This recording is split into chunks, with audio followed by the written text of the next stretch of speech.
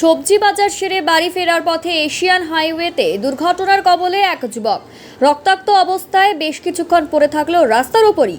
বৃহস্পতিবার সন্ধ্যায় এই ঘটনাটি ঘটেছে ধুপগুড়ি থানার অন্তর্গত ডুডুয়া সেতুর ওপর। জানা যায়, ধীরেন দোকান থেকে সবজি নিয়ে হাঁটা পথে বাড়ি ফেরার পথে চলমান কোনো গাড়ি তাকে ধাক্কা মেরে পালিয়ে গেলে অচৈতন্য অবস্থায় বেশ কিছুক্ষণ সে রাস্তার ওপরেই পড়ে থাকে।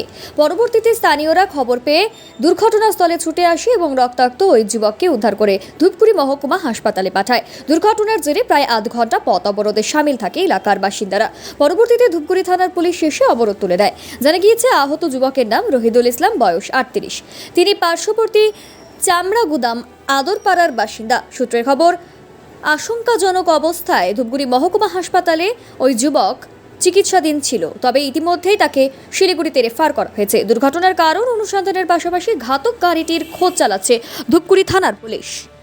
আপনি কখন চললেন এবং কি হয় একটু বিস্তারিত বলেন। 15-20 মিনিট আধা ঘন্টা হলো। হ্যাঁ, ডুডুয়া ব্রিজের উপরে বড় গাড়ি সাইকেলে মাইরে দিছে, তো অবস্থা খুব খারাপ, মাথা ফাইটে গেছে। ধূপগুড়ি হাসপাতালে নিয়ে আসা হলো, এখান থেকে সিলেটলি করে রেফার করলো, এখন জলপাইগুড়ি নিয়ে যাওয়া হচ্ছে।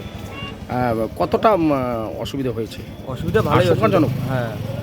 আপনার কি হয়? আমার বাড়ির পাশের লোক। নাম কি তার? নাম রহিদুল ইসলাম। বয়স? বয়স 37। কোন জায়গায় পথ দুর্ঘটনা? এটা হলো ডুডুয়া ব্রিজ।